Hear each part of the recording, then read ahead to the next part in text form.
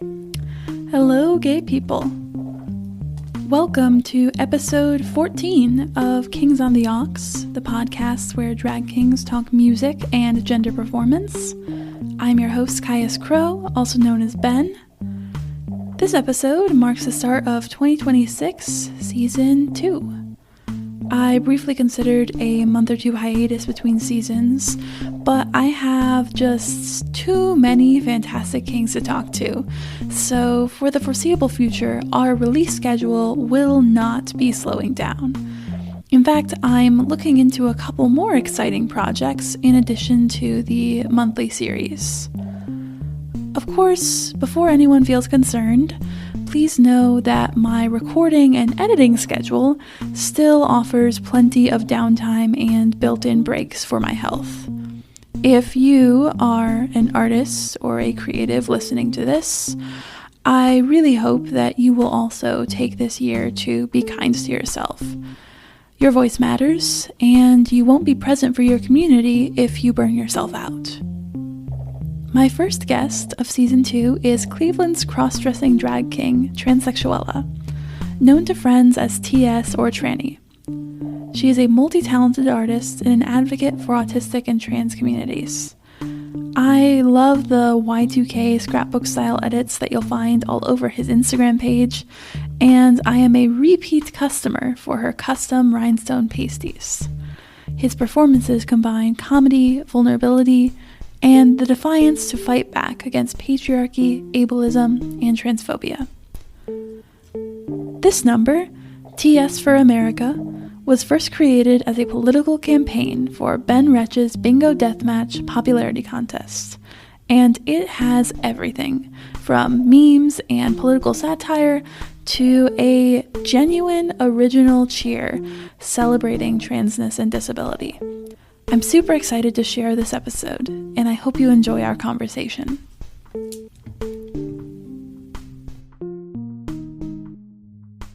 So, for any listeners who aren't familiar with the show, can you tell me a little more about Bingo Deathmatch and what the show theme was? Oh my God. Of course, I'm the one that gets to talk about Bingo Deathmatch. Yeah, it's basically a live sketch comedy show in Cleveland, well, obviously, with Ben Wretch, who he does variety art, performance art. Not really like a drag show, but a show where drag artists that of all types of medium come together, and it's like, let's see, how do you describe this? It's a game show where Mm-hmm. there are no rules.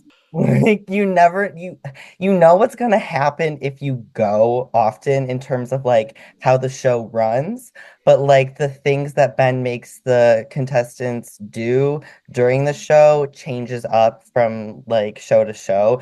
I don't know, it's like a family show. Like everyone that goes there it's kind of like to me it has that Black Mass feel of like the Yeah. community that it brings. Like it's not the same people every time that come to Ben shows because they're packed and there will be people that I have no idea who they are because it Ben shows aren't just drag shows. They bring all of Cleveland together. And I've really Mm-hmm. loved that it like bridges the gap between like drag and other types of art in Cleveland. So that was a huge bingo death match. I hope I gave it justice because it's literally like it is one of my favorite shows, and it was a goal of mine to be in a bingo death match for the year 2025. So the fact that I got into the popularity contest, which is not like how Ben shows run. So it was, I think there were 6 contestants or candidates in this show. Ben calls them candidates because Mm-hmm. it's a popularity contest, not Right. not the game show. So let's see, it was me, Maine, Andro was supposed to be there. Unfortunately, he couldn't make it. Mutt Moxie, Dick Golden, Yeah. let's see, Mix Ammonia Bleach. So I said Main, Mix, Mutt, Dick, Andro, and me. And so basically, we were competing for a popularity contest. But for me, I knew that in order for this night to go as well as it could go, I would have to create a number that I was so proud of. So basically, I tried to stay on theme and Mm-hmm. really sell myself as like well, it's election night as a politician. Yeah. So this was different than Ben's shows. It literally is a popularity contest where artists bring a number and then we have like some not pageant questions to answer. But pageant style Yeah. questions. Look at me getting off topic and then trying to bring it back in. That's all I gotta say. That autism, Exactly. I persevered through that autistic, what me wanting to lead the conversation because I love this number so much. No, that was a really well structured answer. You brought us there. You brought us all the way back around. It was good, and it leads right into my next question because Oh, I was about to ask you about your mix. oh, work. Okay. We did it. So it's a mix because, again, you're selling yourself as a presidential candidate. So this mix is really the idea of it is to introduce your platform. And I love it. I kept rewatching it as I was preparing for this because it's so funny it's so funny and also so heartfelt. And I want us to talk about all of those different beats. But just to start off, before we get into each specific element of it, can you just talk me through the mix and like how it moves from start to finish? So it starts off with a clip of, well, multiple clips of George Santos. But Yes. over it, the clips, it's a news segment, well, bits of a news segment of a newscaster talking with someone about George Santos, like cross-dressing drag queen.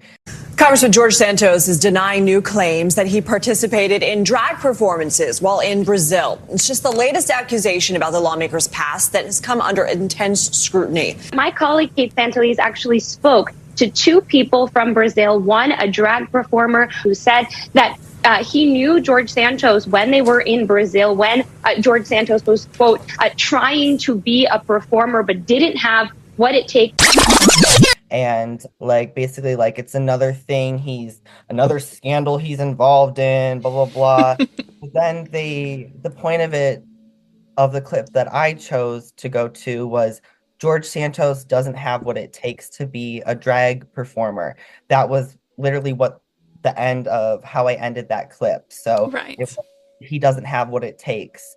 And then when I saw that clip, I was like, oh my God, doesn't have what it takes. And then I went back into my zillennial. So I'm not a millennial and I'm not a Gen Zer. I'm a zillennial. Mm-hmm. Mm-hmm. And I feel like we were the tail end of the Degrassi-ers. Uh-huh. So like the millennials and then like the zillennials really were into Degrassi. Canadian high school TV drama Degrassi. So basically, I started thinking about that theme song, whatever it takes. And at the same time, I'm like, it's not giving everything I want it to give. Like, so I added the imagery, the visuals for it was like this man skipping through a field. And I felt like it needed something else other than just a man going through a field, like wind through his hair, like the breeze through his hair, and just like so. It's he looked like a faggot running through a field. Right, right, right. Let's just say that. But I wanted to really give transsexuella, give crossdresser, give TS. So I added. It was just words, but words, sayings from Lushious Massacr, who is one of my favorite drag artists, makeup artists, was on a judge on Drag Race Mexico, just moved to LA again for like the third time and is really getting it big. I watch a lot of her drag investigations and just like her videos on YouTube. And Mm-hmm. she has these sayings where she'll be like, cross dresser or brick or just like she'll say things and she'll like literally be in a store, but she'll be in a store and she'll be like saying, her things about whatever. But she's not really saying brick and crossdresser, shouting it in the store, but she's there in the store and she adds it as like an effect Mm-hmm. to her things. So So it you really, did this to this man skipping through the field. This yes, is overlay. that's how I did it. And so then that's over the with it ends in her going like crossdresser. And I kind of like, oh my God, me? You're talking about me? Mm-hmm. And then I kind of run away. And then this is my favorite part of one of my favorite parts of the mix. Deja Snow, my partners, the Deja Snow, I'm sorry. The day just now. We have to get that. We have to get that in there. One of their best friends from college, Zach, who is one of my favorite cis faggots, probably one of the only cis faggots that I really admire and appreciate. But That's a hard-earned title. That's a place of honor right there. him and Deja used to do like bits in college where he would do like newscaster voices. And so when I decided to do like introduce myself as like a news segment, I was like, we gotta do this with Zach. So I said, Zach, here's a script. Can you read it?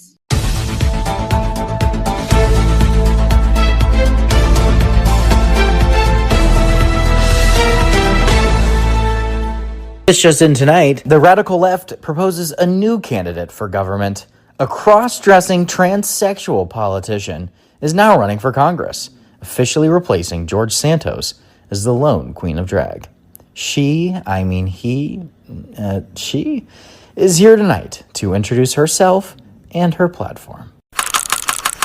So I wrote the script, and then he kind of added his little flavor to it. So he introduces me as the cross-dressing transsexual politician who is going to be like replacing George Santos as the lone queen of drag. And so then it goes into me coming out and saying my cheer. And this cheer is a cheer that is 100% like original. There is it's from scratch. It was mainly written by me in terms of the material and a couple of like I guess like lines, but it was a culmination of, let's see, Deja, my best friend from high school, middle school, Isabel, and her partner for 5 years, John, who is a musician, very talented musician. So he kind of brought it all together and made it actually work. I've been out of the cheerleading game, I'm not even old, not to age myself, but it's been a while, and I haven't wrote cheers or really done any of that kind of stuff since like 2013. So quite a long time ago. But yeah, no, so they helped me with the cheer, and then so it goes with the cheer, and then I'm like, okay, so this is me, and I'm gonna rule the world, and y'all are gonna vote for me. So then it goes into a song called When I Rule the World by Liz. It's from like 2015. I found it trying to make this mix. So it wasn't a song I was familiar with. It was a new song I found while doing like research for the mix. And then after that, it kind of ends. I wanted to really end this because I didn't want it just to be a comedy mix. I wanted to kind of also be like for a talent, for like a weird type of weird pageant that I may try and get into in the next year or two, because I would like to compete. I just need to figure out something that works with my autism. And I know pageants are like a day event, and there's like a lot of preparation that you can take like some time to actually prep, and compared to like competitions like Zephyr. But Kingpin, maybe one day. But it ends with me doing some, like, I do a jump, a cartwheel, and then I land in the splits. But the splits I land into, like, I don't know, it's a TikTok, I don't want to say meme, but there's like this like America TikTok that goes around in July, and it's like guns and like explosions and like an eagle. So I like end it with that as like I'm a patriot. I'm a real patriot. Thank you. I'm glad that you got that bit about the the eagle with like the gun and the explosions. That was like such I wanted to make sure that we got that in there, that like that is the closing image. Like you are mid split and then that's on the screen and it's like, whoa. There we go. I'm also saluting. You're also saluting. Yeah, as I'm on the ground. And then of course I like to land like splat on the ground, so I kind of just like fall at the end with the last explosion. but Yeah. I've done that before. Like just like literally being the split and just fall to the ground. Well, because I don't know if it's giving, but I'll do it. listen, you're just so worn out from single-handedly saving America. Like what else are you gonna No, do? really, I am definitely curing the disease that is cishet men. And it's Yeah. hard work. It is hard work, but we have a cure, and I am going to. Mutt Moxie may have won the popularity contest, but I'm gonna win. I'm gonna be the cross-dressing transsexual politician that's gonna save the day. You're gonna have the legacy. Like everybody's gonna look back on this historical moment. I want to circle back later to like that middle like meat of the mix with your original cheer in the speech. Mhm. I have like a few questions about that one because it is so important and so cool. But first, I do want to talk about the other song, the second song in the mix that you close on, "When I Rule the World." So I know you mentioned that you found this song through research while you were looking for things to put into this mix. I did already know this song before I saw it. I've like because I was really into. I'm not even sure if it like is hyperpop, but it like often gets shelved along with hyperpop, and that was like my music like when I started college. So I got really into this song a few years ago. So I'm curious, why did you choose "When I Rule the World" to represent your presidential campaign? What resonated for you about the lyrics and the sound? So when it comes to like making any mix or doing any number, it has to genuinely bring me joy and get the gears turning. Like it's my brain will not work. It's happened before at I'm gonna get off topic a little bit.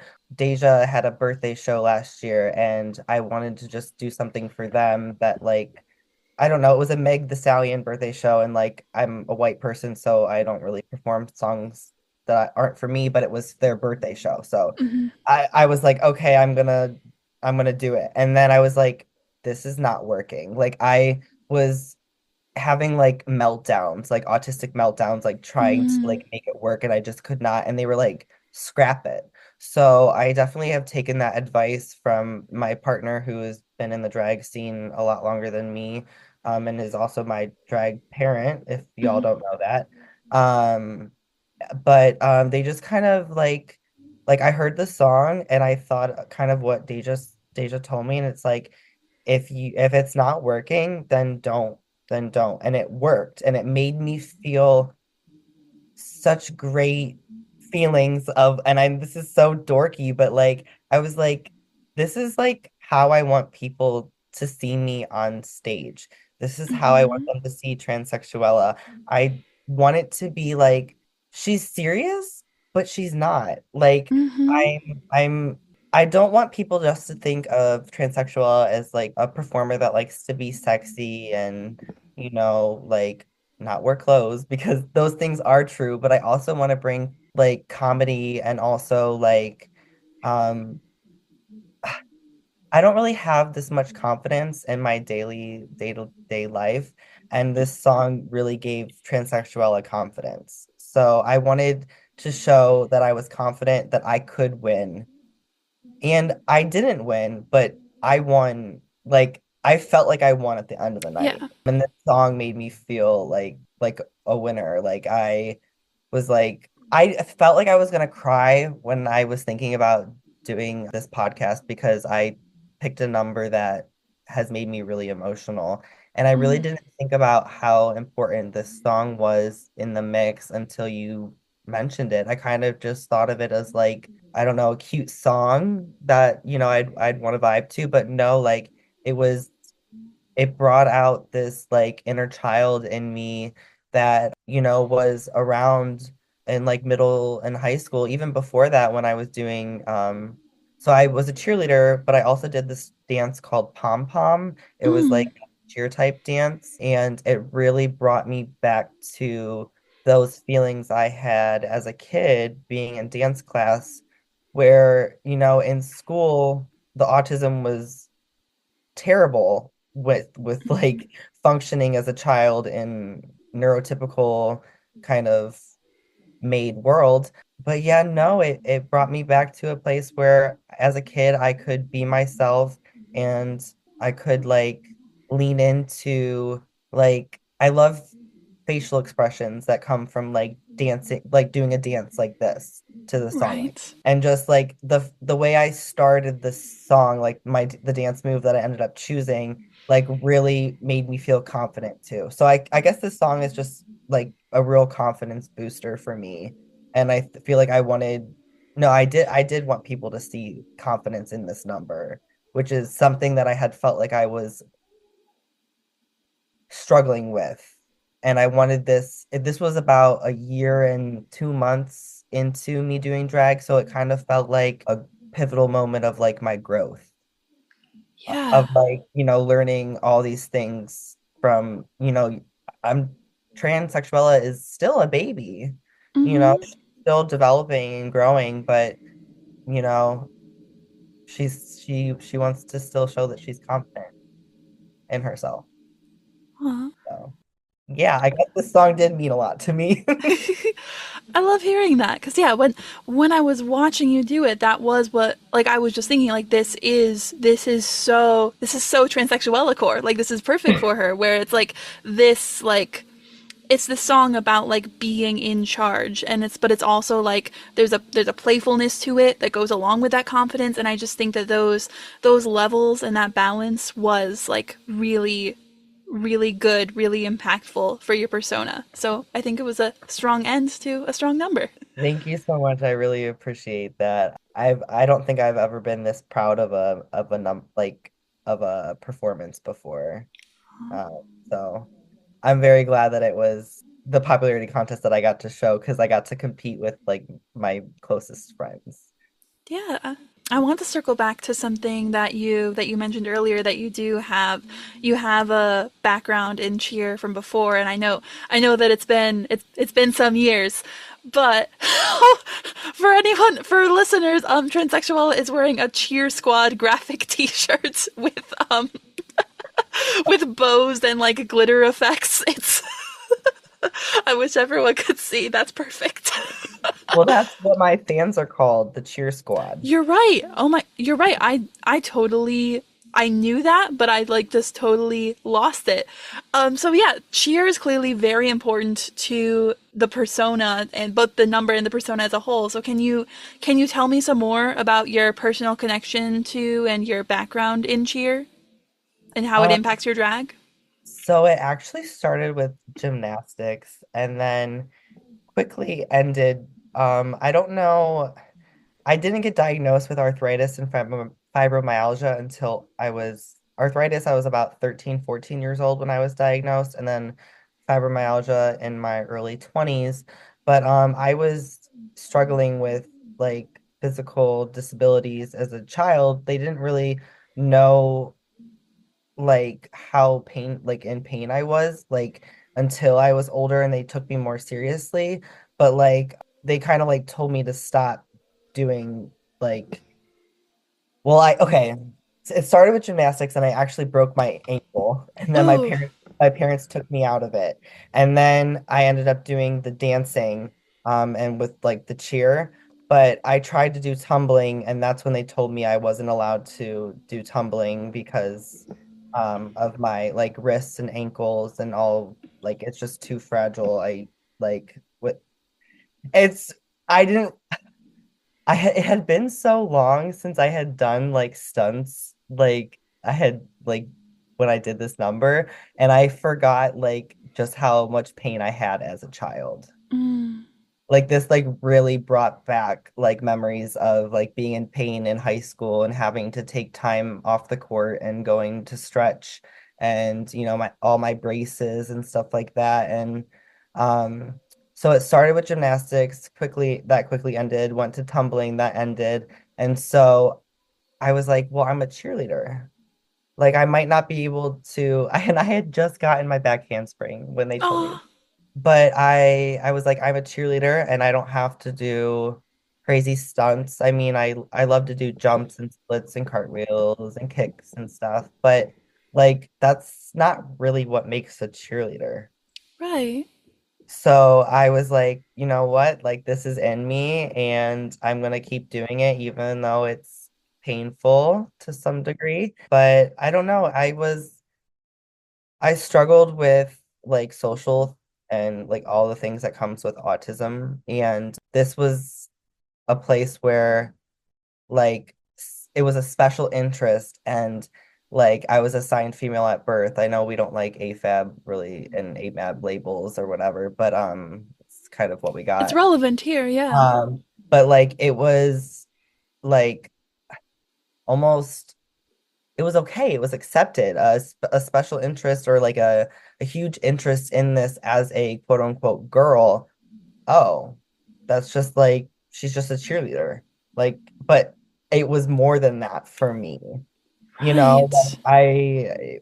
in this creating this cheer, I was reminded about how much more it is to me than that. Because like this cheer that I wrote, we'll get to it. You had mentioned we're going to talk about it, but it got me through a lot of hard times this last few months, and like just being able to have like something to recite in my head, like a positive thing over and over again is really great. So having like being able to like remember cheers and do them during like basketball was my favorite sport to cheer for. It was so much fun. I didn't Hmm. know football. I did football cheerleading for like 5 years and maybe six, I think 5 or 6 years. And I still cannot tell you how football goes. Oh, yeah. I'd be like offense, defense, someone tell me. I might be co-captain, but I don't know if we're on offense or defense. So but basketball, that's a whole lot easier for me to figure out. Mhm, But mhm.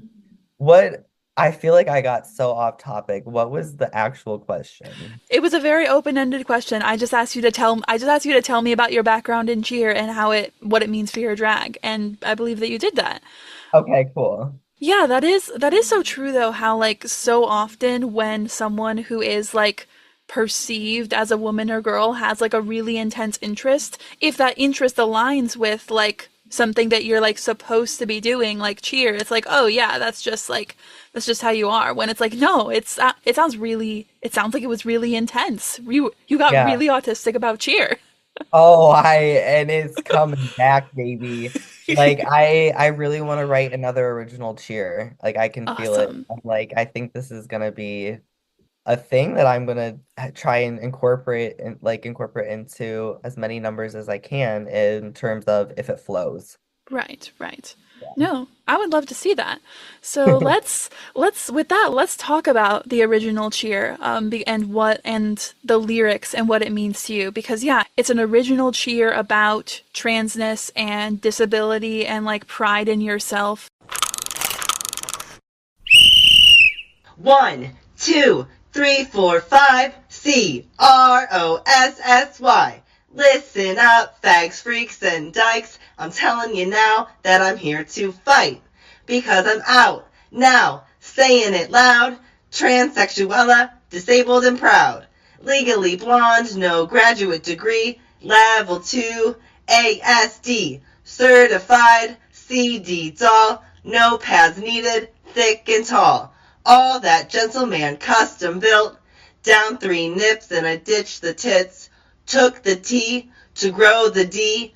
Transsexuella, Cleveland's favorite crossy.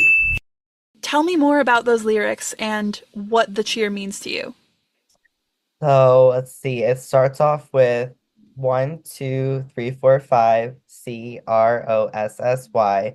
And for cheers, there's often an introduction that goes where you're either like you're trying to like get the audience to engage and to be there with you. And so I really liked that I could like rhyme the crossy with Hmm. 1, 2, 3, 4, 5. I Hmm. was really happy that that worked. And I felt like that was like a nice introduction to transsexuella, cross-dressing drag king. And then it goes, listen up, fags, freaks, and dykes. I'm Yeah. telling you now that I'm here to fight. And that was kind of like I'm here to fight at Bingo Deathmatch for the popularity contest, but it's also a I'm here to fight death before detransition. Yeah. So it kind of a play on both of those things. So listen up, fags, freaks, and dykes. I'm telling you now that I'm here to fight because I'm out now, saying it loud, transsexuella, disabled and proud. Um, that speaks for itself. One of my favorite lines, legally blonde, no graduate degree, level 2 ASD. So That's such a good that line. that one was me and Deja, but that one was a play obviously on Legally Blonde, me being transsexual, being like a dumb blonde, not having a graduate degree. It's kind of a joke because I wanted to go back for my a graduate degree when I graduated, and that was like a goal of mine. But then I'm disabled and haven't worked for 4 years, and I'm just like, I think I don't need that graduate degree to do what I want to do, and I'm just so glad that I didn't. Okay, this is gonna make sense. I'm glad I didn't get my graduate degree because the graduate degree would have been an MBA, and I am anti-capitalism. Yes. So it just like really feels wrong. So if transsexuella ever went back to school, it would be probably for like women and gender studies or like disability or something like that. But And I'm they do glad, have masters in that, but yes, I'm glad we're not in the evil transsexual business major timeline. I'm so glad. yes, me too. Okay, I'm like, where am I in that cheer? Okay, so no graduate degree, level 2 ASD. Obviously, the level 2 ASD, if you aren't on the spectrum, that means level 2 autism spectrum disorder. There are 3 levels that it's mild, moderate, and severe. So I was diagnosed with moderate autism, which is just like so messed up that they give you like labels like that. Right. But it was helpful for me because I needed the autism diagnosis to really get disability approved.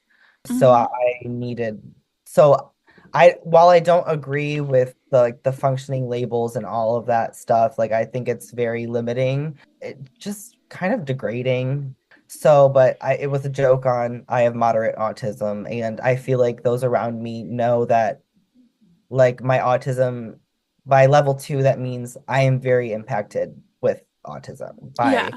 I don't say I have autism, I say I'm autistic, Right. but it's my most disabling condition, I fear. But I am still proud to be autistic most days, I would say. So level 2 ASD, then we got certified CD doll.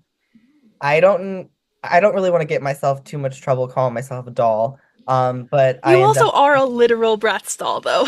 Like, that was what I read from it, just as, like, that's the character. Okay, we're gonna say that. So certified CD doll, no pads needed, thick and tall. So transsexuella doesn't wear pads. I also don't wear like a breast form or anything like that. Thick and tall. The thick, I'm a little thick. I got a lot going on here.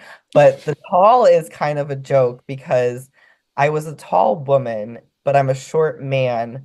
But it's also kind of funny because your drag dad called me short once. Well, okay. My 5'1" drag dad called you short? Okay, so not necessarily called me short, but made a comment like I wasn't wearing heels this day. One of like the one time I wasn't wearing heels, and he was like, "I didn't realize you weren't that tall." And I was like, that's not happening again. So I went home and I ordered some Mizers and some high heels, and I said, I no, that's not happening. So the thick and tall is like a play on the fact that like I'm tall when I have those heels on. Right.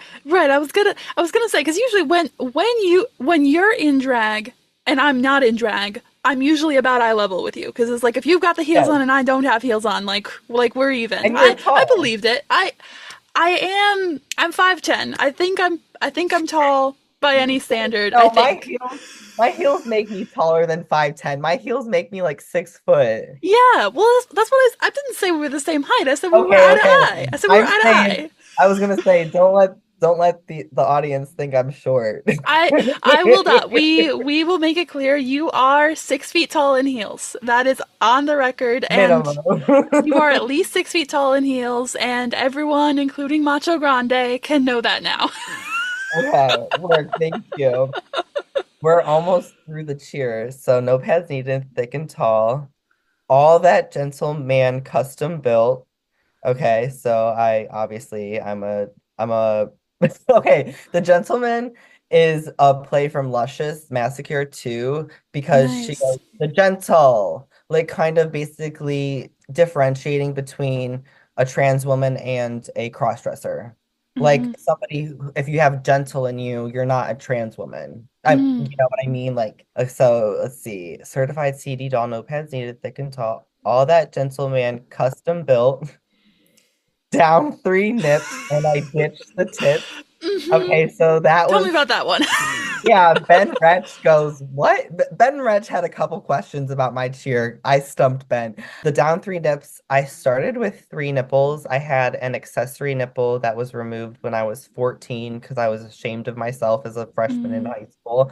Really wish I never got rid of it because the scar is more noticeable than the actual nipple was. And then when I had my double mastectomy back in 2021, I decided not to get nipple grafts. Mm. So that's the down 3 nips, and I ditched the tits, took the T, the testosterone, to grow the D, the trans T dick.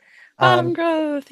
bottom growth, Yay. transsexuella, Cleveland's favorite crossy, and that's how it ends. Just a nice little reminder that I am tranny. So I really love that cheer, and especially like taking cheer as like a field in an art form can at least like I admit I don't know what it was like actually being in it, but a lot of the time, like at least the outside view and the media view, it can seem so focused on like traditional beauty standards and like the idea that you have to be like so perfect and so competent. So then having a cheer with lyrics like level 2 ASD and like took the T to grow the D, like I really love how subversive and cool that is. I feel like this does need to be noted. Cheerleading was not cool in my school. Oh. The school system I went to in middle school, that cheerleading was cool in that school district.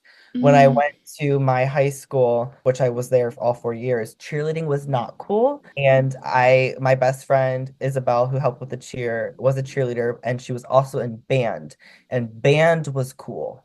I see.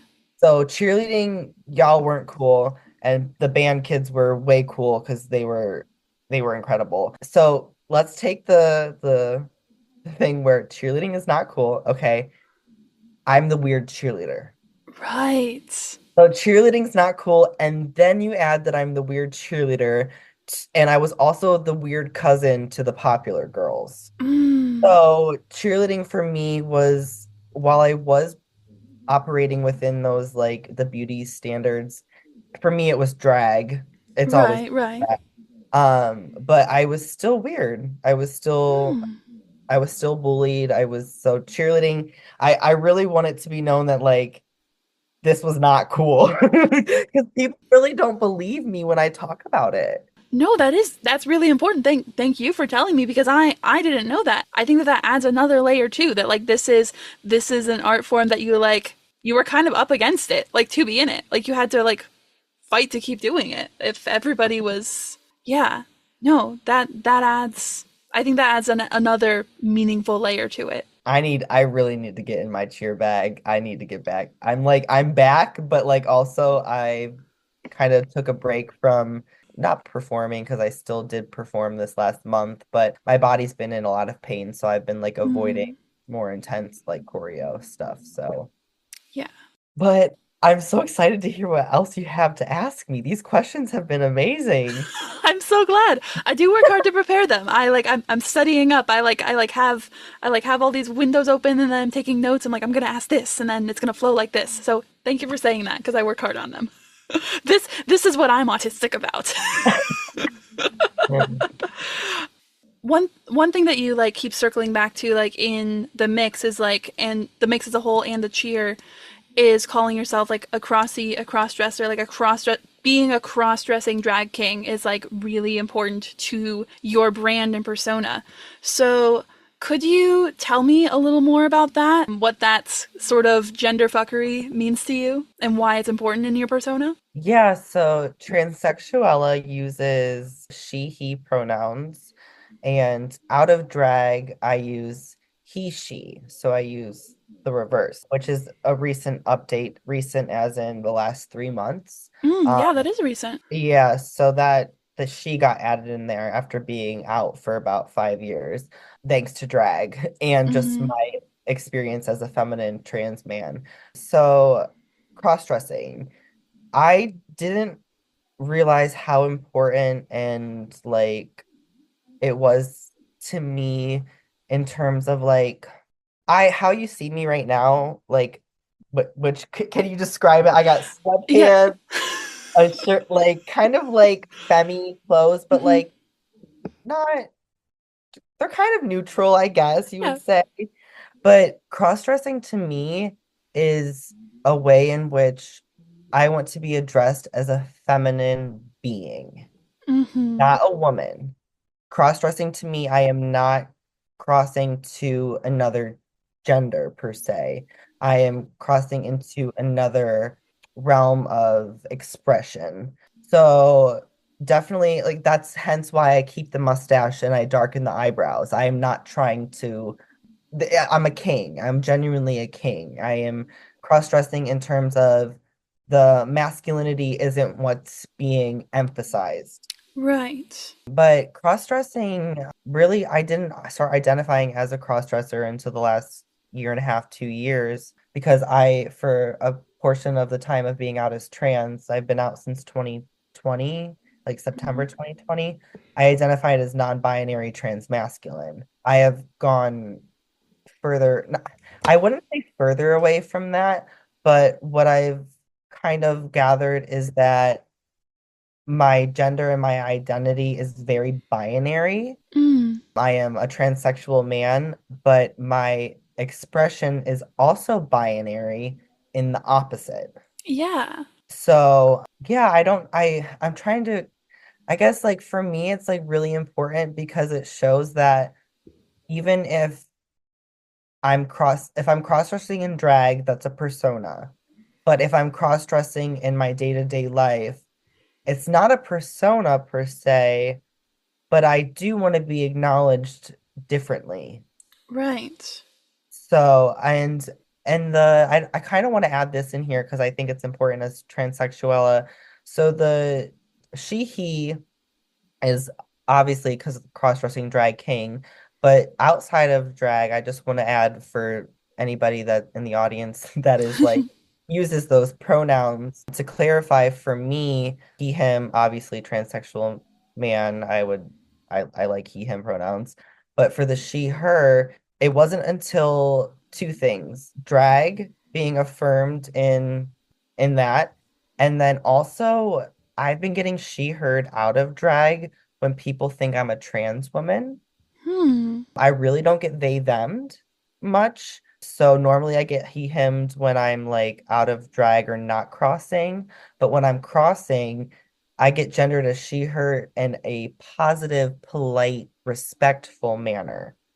And to me, being addressed by strangers, they're in a respectful way, they see feminine and so they think, okay, well this trans person, they're clocking me, is appearing feminine, so this trans person wants to be addressed as a feminine person. And so it wasn't until being around so many trans femmes and trans family and being addressed in a way that was respectful and affirming in the sense that like they were seeing me as a trans person.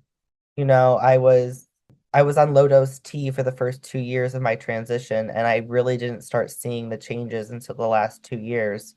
So it was very affirming to be seen as a trans person because finally I was away from cisness.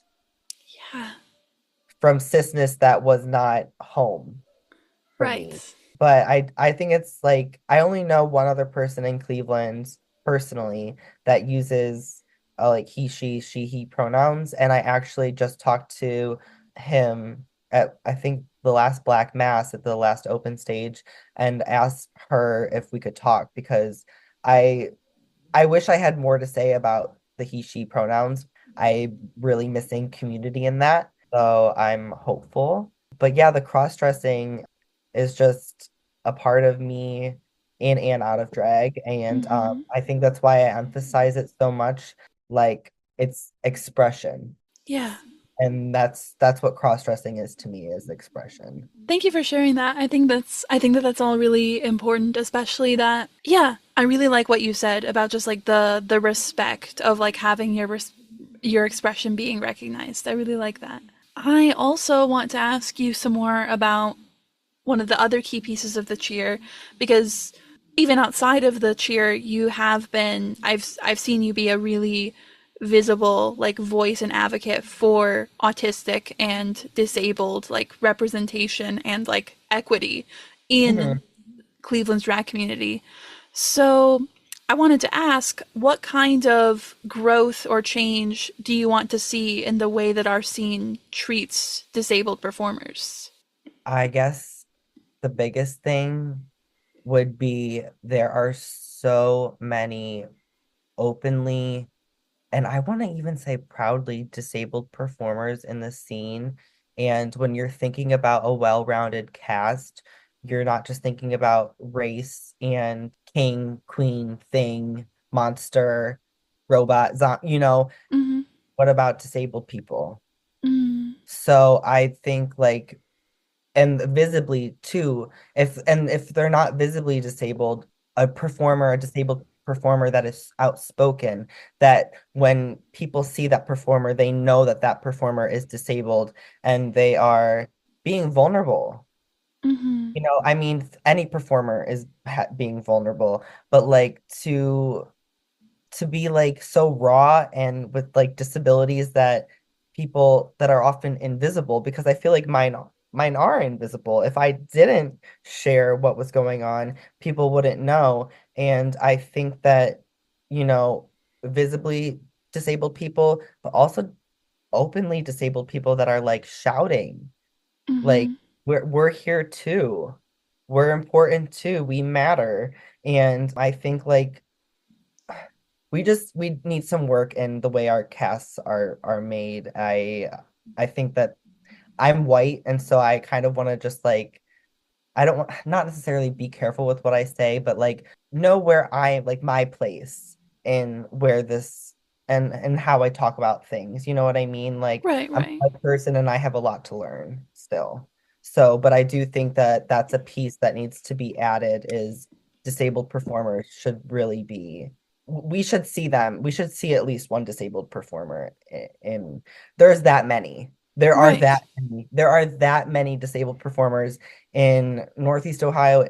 I mean, from Pittsburgh, Columbus, Cincy, I mean, and openly, loudly disabled.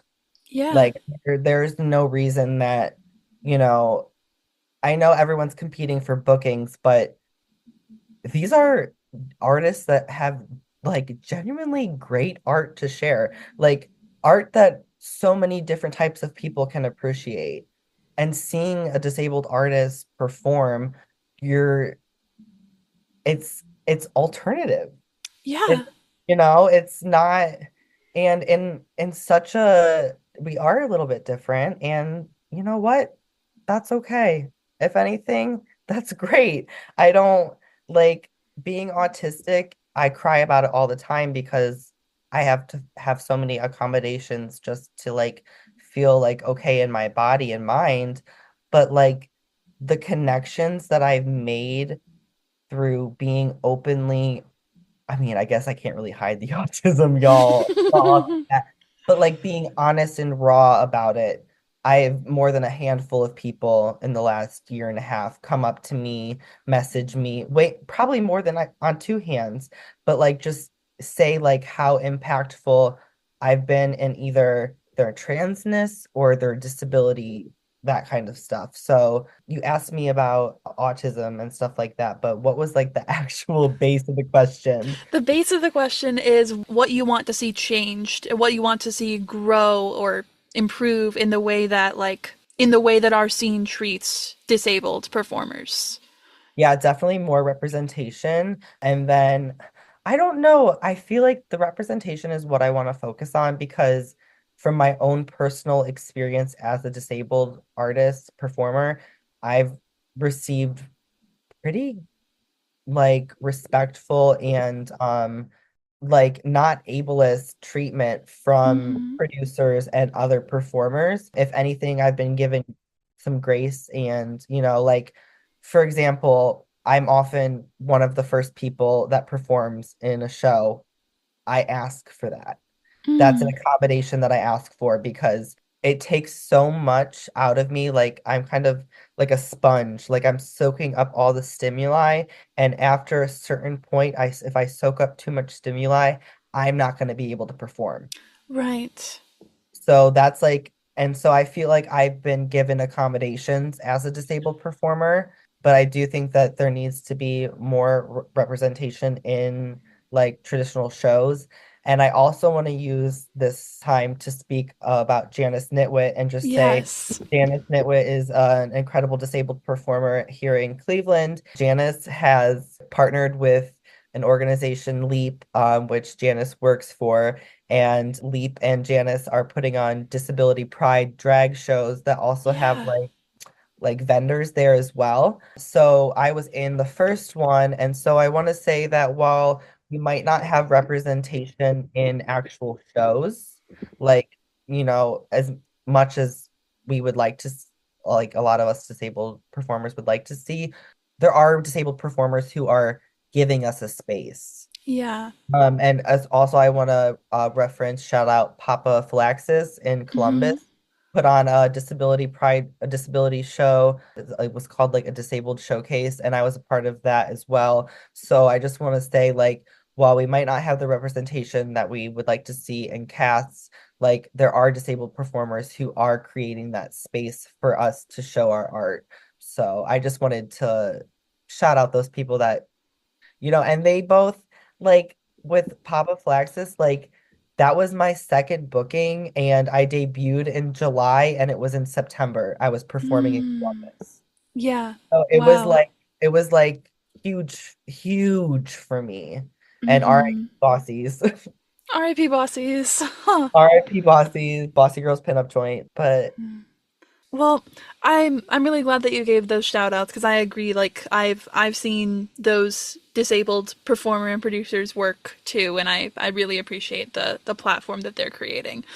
Honestly, yeah, I agree with everything you said about how like we have the community. Like there is no shortage of disabled, autistic, chronically ill people. Like there are so many people who I have been able to like find community with and like talk about things we have in common, which Mhm. has been really impactful for me because I like came to terms with myself as like a chronically ill and disabled person after getting involved in drag. Like I that was when I finally, even though all the stuff was already, it was all already there. Like if I We have to talk about that sometime outside of this because like I came into drag being aware of my transness and my disabilities and I don't even know what that would be like to have not that experience. So but yeah, you and I shall have a conversation about that sometime. we will have to have a conversation. What I'll say briefly and immediately related to this conversation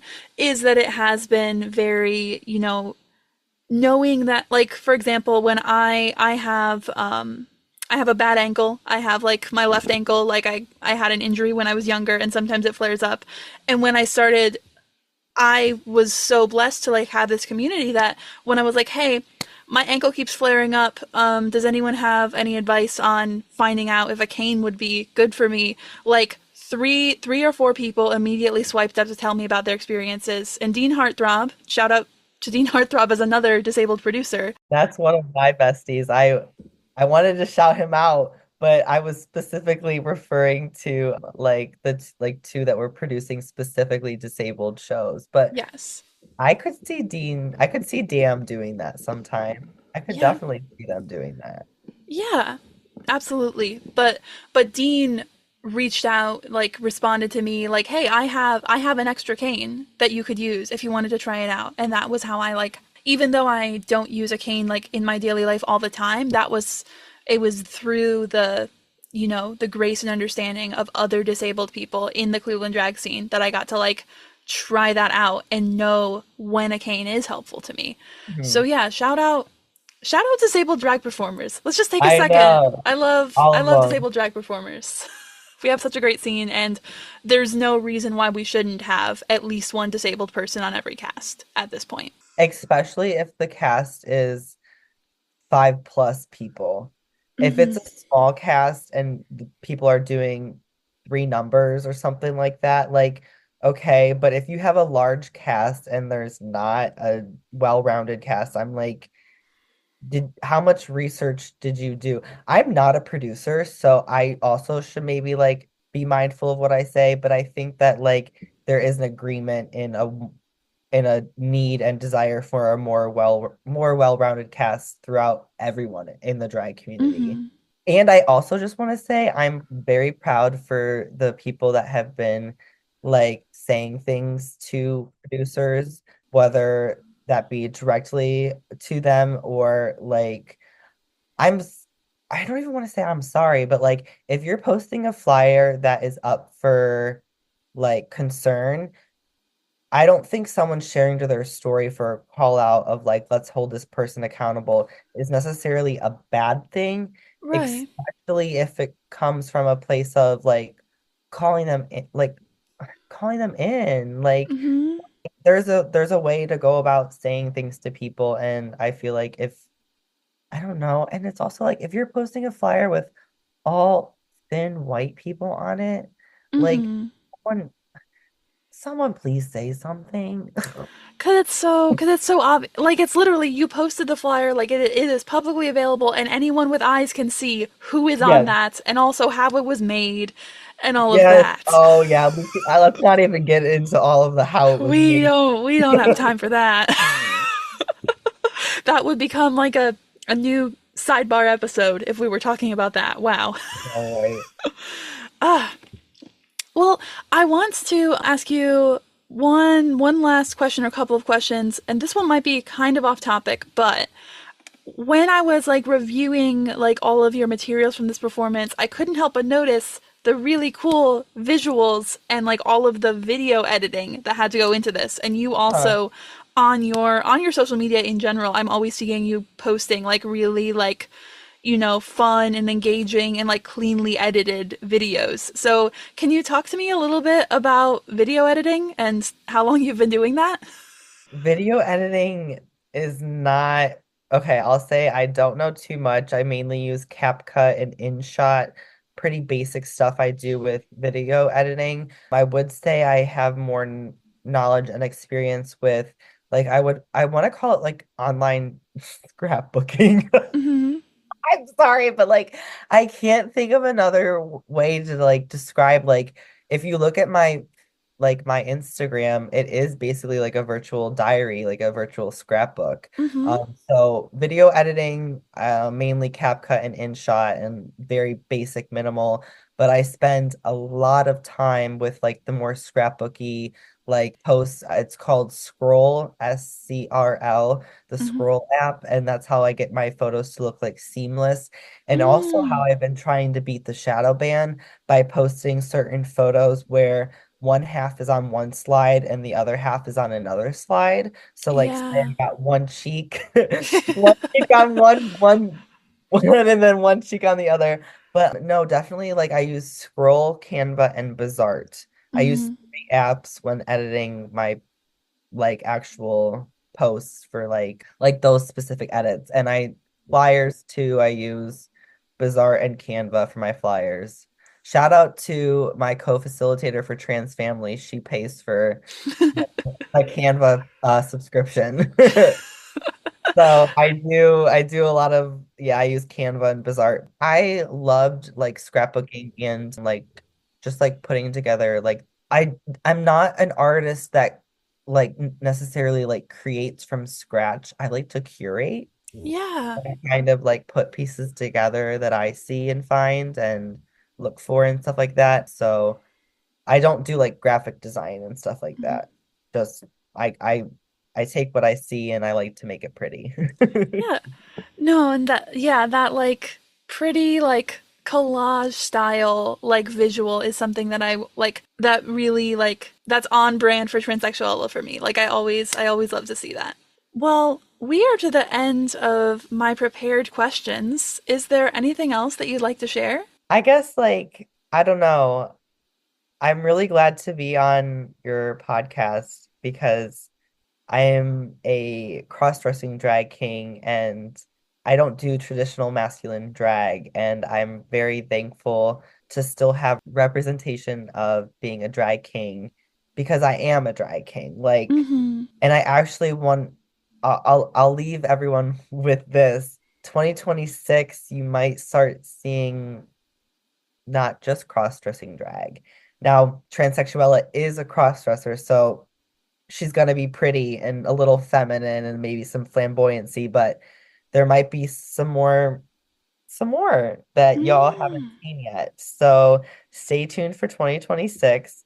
I think that this is gonna be aired in 2026 though, Stay tuned for right? the rest of 2026. We're in January right now. 2026 is Oh, gonna be big we're things. wait, so this is gonna be aired in January? Yes. Okay, so I can plug something. So I'm gonna plug I am in. I'm so excited about this one. I am in, drum roll please, BDM All Stars. Yes. So Bingo Yes. Deathmatch is doing an All Stars show at No Class, and I am competing with Deja. Nice. We are competing as a team. We know almost nothing about what's going on. So I don't know what the show entails, so I can't really give y'all I think it's like Olympic style. So I definitely think there's gonna be some like live sketch comedy portions of it, like where we're either being like interviewed or like some questions or stuff like that. But I really don't know what's gonna happen, and I'm kind of scared in like the best way possible. But Deja and I have been trying to figure out what we're gonna do. We decided we have two current duets, but we're not gonna do either. We're gonna come up with something else. So stay tuned for that. But yeah, and then I'm also gonna be having my first Pittsburgh booking in March. So plugging my two things for the year that I have right now. Wonderful. Very exciting. And I look forward to amazing, fantastic, incredible cross-dressing 2026. Cross-dressing and non-cross-dressing. It's Yes, versatile. but you can't take the cross-dresser out of this gentleman. You can't. Exactly. You can't. Exactly. It's in there. Well, thank you so much for your time, Transsexuella. This was so much fun. I'm so glad I got to pick your brain. I know I had a great time and I didn't cry.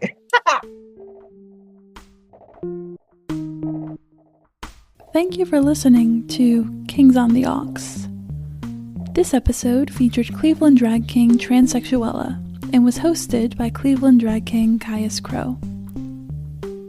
You can find Transsexuella's looks, performance videos, and upcoming show dates on Instagram at Transsexuella69. That's TRANSSEXUELLA69. You can find me on Instagram at Caius Crow. That's CAIUS Crow. Questions? Comments? Compliments? Complaints? Send me a message on Instagram at kingsontheaux or email me at caiuscrow@gmail.com. I'll talk to you soon on our next episode.